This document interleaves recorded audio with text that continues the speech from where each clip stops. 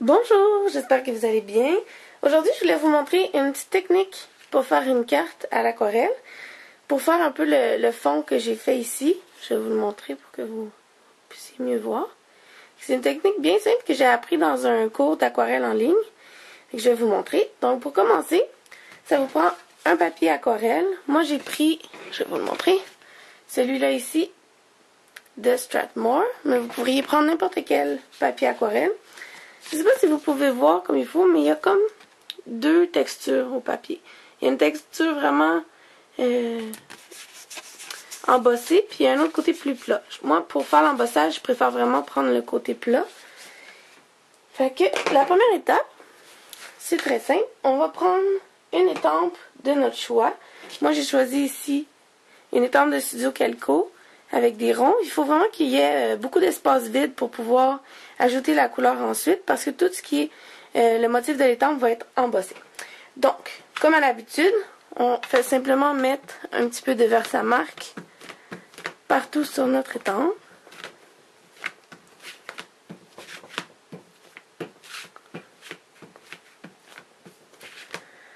Ensuite, on prend notre papier avec le moins de texture et on vient simplement déposer sur notre étampe.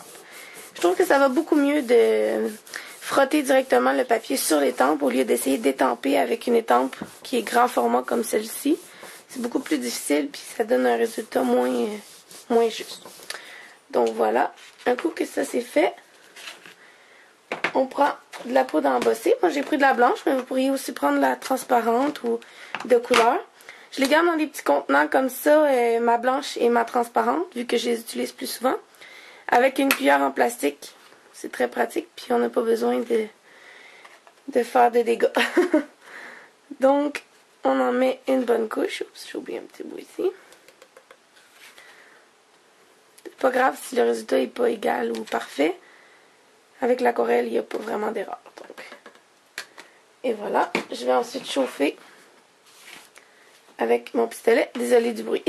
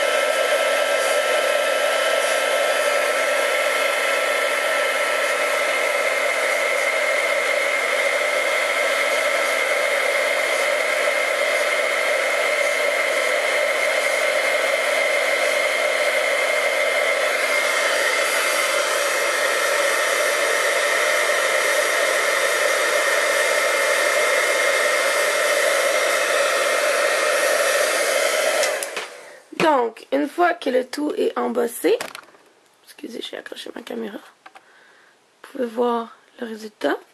On attend quelques secondes pour que ça sèche comme il faut.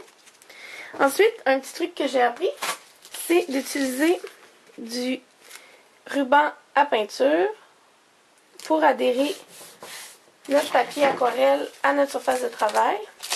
J'utilise dans le fond une palette pour la peinture. J'ai aussi pris ce truc-là dans mon cours. Si vous êtes intéressé, le cours, ça s'appelle Watercolor for Card Makers. C'est sur le site onlinecardclasses.com. C'est donné par Jennifer Raza, Jennifer McGuire et aussi Christina Warner. J'ai vraiment appris beaucoup dans ce cours-là. Fait que c'est un bon investissement. Ok, donc une fois que c'est fait, ça aussi ça va en mettant le ruban. Ce que ça va faire, c'est que ça va empêcher votre papier de gondoler trop, puis avec l'aquarelle et beaucoup d'eau, ça fait souvent ça, donc on va éviter. J'ai choisi aujourd'hui une image qui va être disponible bientôt. C'est une de mes amies qui a commencé une compagnie d'étang. Donc, vous avez une petite primeur aujourd'hui. Puis moi, j'utilise les watercolors. Ça s'appelle les Peerless watercolors. En fond, ça vient des petits carrés d'aquarelle. Le pigment est sur un carton. Moi, je les ai découpés puis j'ai fait la palette. Fait que c'est ce que je vais utiliser aujourd'hui. Mais n'importe quelle sorte d'aquarelle ferait l'affaire. Donc, pour commencer, on prend de l'eau avec un pinceau à aquarelle. Puis, on fait juste mettre de l'eau directement sur notre projet avant même d'ajouter de la couleur. Comme ça, les couleurs ils vont bien se mêler ensemble. Ça va faire un plus beau résultat. Vous pouvez aussi le faire sans ajouter l'eau. Moi, je trouve que ça se mélange mieux et ça fait un plus beau résultat, mais c'est vraiment un choix personnel. Donc, je vais y aller avec des roses et des mauves pour aller avec mon étang. Je vais commencer avec le plus pâle. On a juste à prendre un petit peu de couleur et on vient l'ajouter. Entre chaque couleur, je vous suggère de nettoyer votre pinceau. Donc, là j'ai mis un petit rose pâle. Je vais aller mettre un rose un peu plus foncé. Comme vous voyez, les couleurs se mélangent vraiment bien les unes aux autres. Mais ça fait quand même des couleurs assez vives. C'est pour ça que j'aime vraiment cette aquarelle-là. Je vais aller mettre du mauve.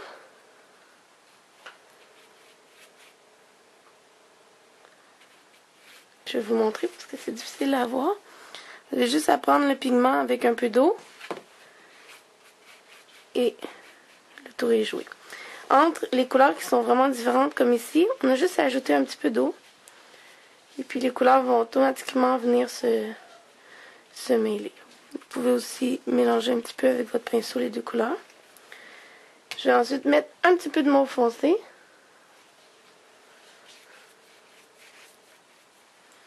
Donc ça va être important de bien venir humidifier le papier pour que nos deux couleurs se mêlent parfaitement ensemble. L'étape la plus longue, c'est vraiment de laisser sécher ensuite, parce que le résultat va être vraiment différent une fois sec.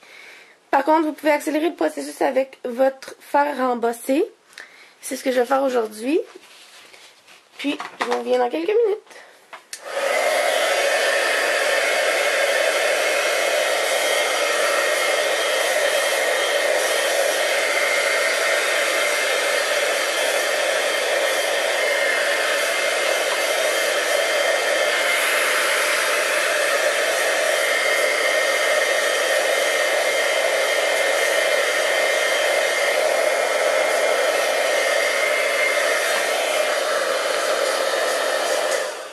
Si vous avez des endroits où il y a trop d'eau, vous pouvez simplement prendre un papier et venir éponger le surplus d'eau. Voilà.